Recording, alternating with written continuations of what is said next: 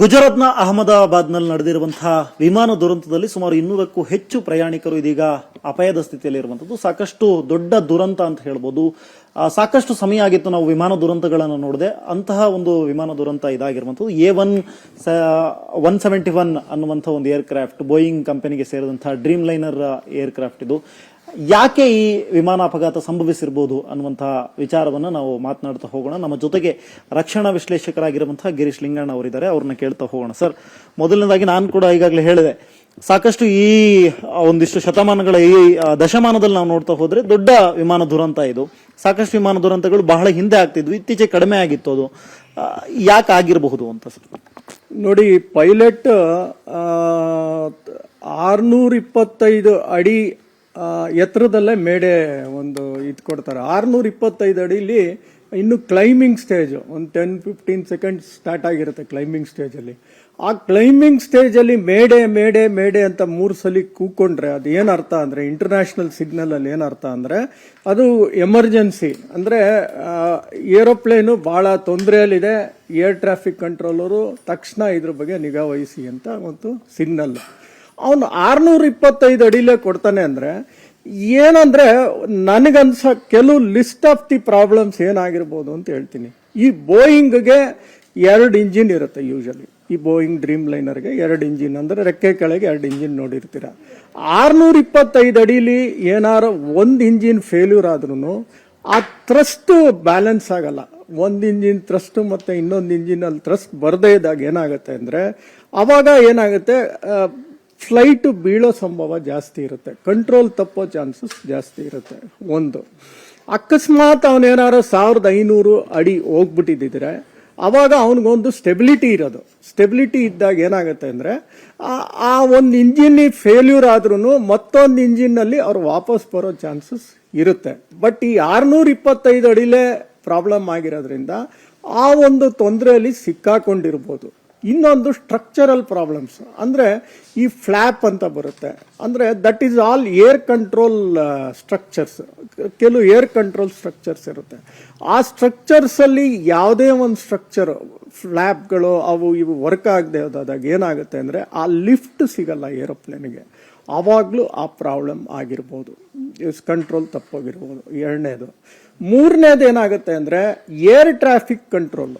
Air traffic control ಅವರು ಕರೆಕ್ಟಾಗಿ ಅವ್ರಿಗೊಂದು ನಿಗದಿತವಾದ ಕರೆಕ್ಟಾಗಿ ಸಿಗ್ನಲ್ಸ್ ಕೊಡದೆ ಹೋಗಿದ್ರೆ, ಅಂದರೆ ಈ ರನ್ವೇ 28ರಲ್ಲಿ ಹೋಗ್ಬೇಕು ಅಂತ ಇರುತ್ತೆ, ಅವನೇನಾದ್ರು ತಪ್ಪು ರನ್ವೇ ಕೊಟ್ಬಿಟ್ಟ, ರನ್ವೇ 9ಅಲ್ಲಿ ಹೋಗು ಅಂತ ಹೇಳ್ಬಿಟ್ಟ, ಅಂದರೆ ಆಪೋಸಿಟ್ ಡೈರೆಕ್ಷನಲ್ಲಿ, ಅವನಿಗೊಂದು ಲೆಕ್ಕ ಇರುತ್ತೆ ಈ ಒಂದು ಡಿಸ್ಟೆನ್ಸಲ್ಲಿ ಅವನು ಫ್ಲೈಟ್ ಅಂದರೆ ಫ್ಲೈ ಮಾಡಬೇಕು ಅಂತ. ಅದು ಏನಾರು ತಪ್ಪು ರನ್ವೇ ಆದರೆ ಆ ಒಂದು ಹೆಚ್ಚು ಕಮ್ಮಿ ವೇರಿಯೇಷನ್ ಆಗುತ್ತೆ ಹೆಂಗೆ ಲಿಫ್ಟ್ ಆಗಬೇಕು ಅಂತ. ಆವಾಗಲೂ ಆ ಇಶ್ಯೂಸ್ ಅಂದರೆ ಕೆಲವು ಅಬ್ಸ್ಟಕಲ್ಸು ಬಿಲ್ಡಿಂಗ್ಸು ಬರೋ ಚಾನ್ಸಸ್ ಇರುತ್ತೆ, ಅವನು ಅವಾಗ ಕಂಟ್ರೋಲ್ ತಪ್ಬೋದು, ಅದು ಒಂದು ಚಾನ್ಸಸ್ ಇರುತ್ತೆ.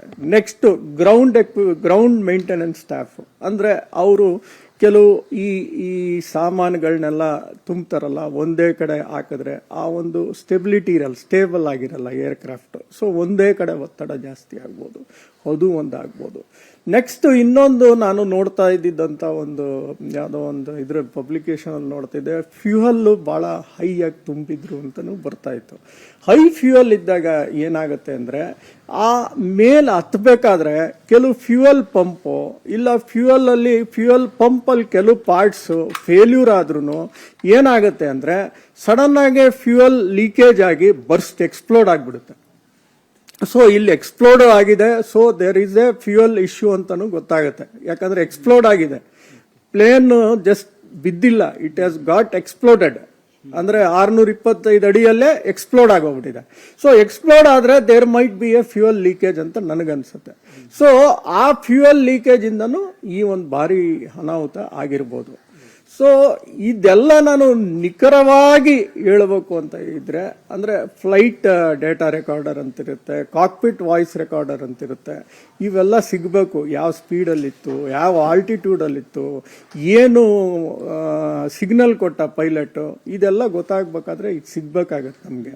ಇದೆಲ್ಲ ನಾನು ಹೇಳ್ತಾ ಇರೋದೇನಂದ್ರೆ, ಕಾರಣಗಳು, ಈ ಥರ ಕಾರಣಗಳು ಇದೇ ನಿಖರವಾಗಿ ಆಗಿದೆ ಅಂತ ಹೇಳೋದು ಇನ್ನೂ ಕಷ್ಟ ಇರುತ್ತೆ. ಇನ್ನೂ ಒಂದು ಪ್ರಾಬ್ಲಮ್ ಏನಪ್ಪ ಅಂದರೆ ಮೇಂಟೆನೆನ್ಸ್ ಪ್ರಾಬ್ಲಮ್ಮು ಆಗಿರ್ಬೋದು. ಈ ಏವಿಯಾನಿಕ್ಸಲ್ಲಿ ಸೆನ್ಸರ್ಸ್ಗಳಿರ್ತವೆ, ಇಂಥವೆಲ್ಲ ಅನೇಕ ಇಶ್ಯೂಸ್ಗಳಿರ್ತವೆ. ಅದನ್ನು ಕರೆಕ್ಟಾಗಿ ಮೇಂಟೆನೆನ್ಸ್ ಮಾಡದೆ ಇದ್ರೂ ಈ ಥರ ಪ್ರಾಬ್ಲಮ್ ಆಗಿರುತ್ತೆ. ಆಮೇಲೆ ಕೆಲವು ಪ್ರೀ ಚೆಕ್ ಮೇಂಟೆನೆನ್ಸ್ಗಳಿರ್ತವೆ. ಅಂದರೆ ಒಂದು ಏರ್ಕ್ರಾಫ್ಟ್ ಇಳಿದು ತೊಗೊಂಡು ಹೋಗ್ಬೇಕಾದ್ರೆ ಕೆಲವು ಪ್ರೀ ಚೆಕ್ಗಳು ಮಾಡಬೇಕು. ಫ್ಯೂಯಲ್ ಎಷ್ಟು ತುಂಬಿದೆಯಾ, ಇದು ಪ್ರೆಷರ್ ಎಷ್ಟಿದೆ, ಎಲ್ಲನೂ ಚೆಕ್ ಮಾಡಿರ್ತಾರೆ, ಅನೇಕ ಪ್ಯಾರಾಮೀಟರ್ಸ್ಗಳು. ಆ ಪ್ಯಾರಾಮೀಟರ್ಸ್ಗಳಲ್ಲಿ ಏನಾದ್ರು ಒಂದು ಹೆಚ್ಚು ಕಮ್ಮಿ ಮಾಡ್ಕೊಂಡಿದ್ರು ಈ ಥರ ಅನಾಹುತಗಳಿಗೆ ಸಂಭವಿರ್ತದೆ. ಸರ್, ತಾವು ಹೇಳ್ತಾ ಇದ್ರಿ ಸಾಕಷ್ಟು ಈ ತರದ ಮೆಜರ್ಮೆಂಟ್ಗಳೆಲ್ಲ ಇದೆ, ಫ್ಯೂಯಲ್ ಅನ್ನು ಇಷ್ಟೇ ತುಂಬಿಸ್ಬೇಕು ಅನ್ನೋದೆಲ್ಲ ಇದೆ. ಇದನ್ನ ಒಂದು ವಿಮಾನ ಸಂಸ್ಥೆ ಅಂತ ಹೇಳಿದಾಗ ಅದಕ್ಕೆ ನಿರ್ದಿಷ್ಟ ವರ್ಕರ್ಸ್ ಇರ್ತಾರೆ, ಸರಿಯಾಗಿ ಆಗಿರೋದಿಲ್ವಾ? ಅಂದ್ರೆ ಒಂದು ವಿಮಾನ ಹಾರಬೇಕು ಅಂತ ಹೇಳಿದ್ರೆ ಏನೆಲ್ಲ ಚೆಕ್ಗಳಿರುತ್ತೆ ಸಾಮಾನ್ಯವಾಗಿ ತಮಗೆ ಗೊತ್ತಿರೋ ಹಾಗೆ? ಒಂದು ವಿಮಾನ ಹಾರಬೇಕಾದ್ರೆ ಮೇನ್ ಚೆಕಿಂಗ್ ಏನಿರುತ್ತೆ ಅಂದ್ರೆ right from the tyre pressures ಇಂದ ಹಿಡಿದು ಈವನ್ ಫ್ಯೂಯಲ್ ಚೆಕಿಂಗು, ಈವನ್ ಈ ಕಾರ್ಗೋ ಚೆಕಿಂಗು, ಈ ತರ ಅನೇಕ ಚೆಕಿಂಗ್ಗಳಿದಾವೆ. ನಾನು ಇದಿದೆ ಅಂತ ತುಂಬಾನೇ ಇದಾವೆ ಹೇಳ್ಕೊಳಕ್ಕೆ. I am telling you in a very plain way. ಆ ಥರ ಅನೇಕ ಚೆಕಿಂಗ್ಗಳಿರ್ತವೆ. ಈವನ್ ಕಾಕ್ಪಿಟ್ ಅಲ್ಲೂ ಕೆಲವು ಇನ್ಸ್ಟ್ರೂಮೆಂಟ್ಸ್ಗಳ ಚೆಕಿಂಗು, ಈ ಥರ ಎಲ್ಲ ಅನೇಕ ಇರ್ತವೆ. ಸೊ ಈ ಥರ ಚೆಕಿಂಗ್ ಅಲ್ಲಿ ಯಾವುದೇ ವಿಧವಾದ ಒಂದು ಮಿಸ್ ಆದ್ರೂ ಈ ಥರ ಇಶ್ಯೂಸ್ಗಳಾಗುತ್ತೆ. ಇದರಲ್ಲಿ ಏನಾದ್ರು ವಿಮಾನ ಹೈಜಾಕ್ ಮಾಡಿರುವಂತ ವಿಚಾರ ಏನಾದ್ರು ಬರ್ಬೋದಾ? ಸಬೋಟೇಜ್ ಅದು ಒಂದು ಕಾರಣನೇ, ಬಟ್ ಹೇಳಕ್ ಆಗಲ್ಲ ಬಟ್ ಏನಕ್ಕೆ ಎಕ್ಸ್ಪ್ಲೋಡ್ ಆಯ್ತು 625 ಅಡಿಲಿ ಅನ್ನೋದು ಇನ್ನೂ ಹೇಳಕ್ ಆಗಲ್ಲ. So we cannot tell that sabotage ಇಂದನೂ ಆಗಿರ್ಬೋದು ಅಂತಾನು ಅಲ್ಲ. ಯಾಕಂದ್ರೆ ನಾನು ಕೇಳಿದ್ದು ಯಾಕೆ ಅಂತಂದ್ರೆ ಅದರಲ್ಲಿ ಮಾಜಿ ಸಿಎಂ ವಿಜಯ್ ರೂಪಾನಿ ಅವರು ಕೂಡ ಆ ವಿಮಾನದಲ್ಲಿ ಪ್ರಯಾಣವನ್ನು ಮಾಡ್ತಾ ಇದ್ರು. ಆ ಒಂದು ಕಾರಣಕ್ಕೋಸ್ಕರ ಇರ್ಬೋದು, ಸಬೋಟೇಜ್ ಆಗಿ ಏನೋ ಆಗಿರ್ಬೋದು, ಅದು ಹೇಳಕ್ಕಾಗಲ್ಲ. ಸೊ ಅದನ್ನು ಇಲ್ಲ ಅಂತ ಕಡಖಂಡಿತವಾಗಿ ಹೇಳಕ್ಕಾಗಲ್ಲ. ಪ್ರಾಬಬ್ಲಿ ಆಗಿರ್ಬೋದು, ಸಬೋಟೇಜ್ ಇಶ್ಯೂನು ಇರ್ಬೋದು ಅದರಲ್ಲಿ. ಸರ್, ಈಗ ಇತ್ತೀಚಿನ ದಿನಗಳಲ್ಲಿ ನಾವು ನೋಡ್ತಾ ಹೋದ್ರೆ ಬೋಯಿಂಗ್ ಕಂಪನಿಯ ಒಂದಿಷ್ಟು ಏರ್ಕ್ರಾಫ್ಟ್ಗಳು ಇದು ಪದೇ ಪದೇ ಅಪಘಾತಕ್ಕೆ ಒಳಗಾಗ್ತಾ ಇರುವಂತದ್ದು. ಬೋಯಿಂಗ್ ಕಂಪನಿಯಲ್ಲಿ ಏನಾದ್ರೂ ಪ್ರಾಬ್ಲಮ್ ಆಗಿರ್ಬೋದು? ಬೋಯಿಂಗ್ ಕಂಪ್ನಿಲಿ ಬಹಳ ಕ್ವಾಲಿಟಿ ಇಶ್ಯೂಸ್ಗಳಂತೂ ತುಂಬಾನೇ ಇದೆ. ಒಂದು ಡೋರ್ಗಳೇ ಬಿದ್ದೋಗಿರೋ ಎಕ್ಸಾಂಪಲ್ಸ್ ಇದಾವೆ. ಬಹಳನೇ ಪ್ರಾಬ್ಲಮ್ ಇದೆ, ಇಶ್ಯೂಸ್ ಇದೆ. Compare to Air India, Boeing ಅಲ್ಲಿ ಬಹಳನೇ ಇಶ್ಯೂಸ್ ಬರ್ತಾ ಇದಾವೆ. ಸೊ ಅವ್ರ ಸಪ್ಲೈ ಚೈನಲ್ಲೂ ಇಶ್ಯೂಸ್ ಇತ್ತು, ಅವ್ರು ಆಗ್ತಾ ಇರೋ ಮೆಟೀರಿಯಲ್ಗಳಲ್ಲೂ ಇಶ್ಯೂಸ್ ಇತ್ತು. ಸೊ ಇದೆಲ್ಲ ಚೆಕಿಂಗ್ ನಡೀತಾ ಇದೆ. ಬಟ್ ಇದರಿಂದಾನೇ ಪ್ರಾಬ್ಲಮ್ ಆಗಿದೆ ಅಂತ ಇನ್ನೂ ನಿರ್ದಿಷ್ಟವಾಗಿ ಹೇಳೋದು ಕಷ್ಟ. ಈಗ ನಮ್ಮ ಜೊತೆ ಮಾತನಾಡೋದಕ್ಕೆ ಸದ್ಯಕ್ಕೆ ಇದು ರಕ್ಷಣಾ ವಿಶ್ಲೇಷಕರಾಗಿರುವಂತಹ ಗಿರೀಶ್ ಲಿಂಗಣ್ಣ ಅವರ ಮಾತುಗಳು. ಕ್ಯಾಮರಾ ಪರ್ಸನ್ ಎನೋಸ್ ಜೊತೆ ಸ್ವಸ್ತಿಕ್ ಕನ್ಯಾಡಿ, ಏಷ್ಯಾನೆಟ್ ಸುವರ್ಣ ನ್ಯೂಸ್, ಬೆಂಗಳೂರು.